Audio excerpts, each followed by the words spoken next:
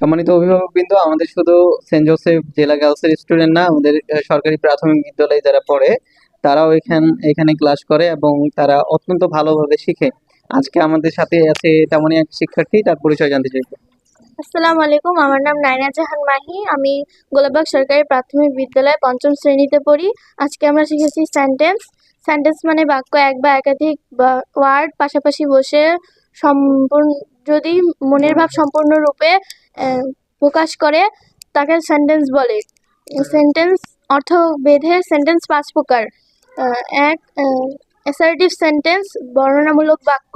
Imperative interrogative sentence প্রশ্নবোধক বাক্য।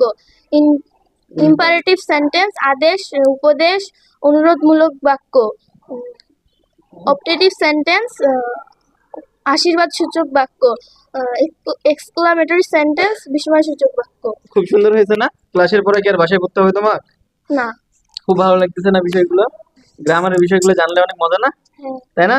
Can মানে কি বলো দেখি? পারা। ফুড মানে? পারতাম। গুড, ভালো হয়েছে, ধন্যবাদ।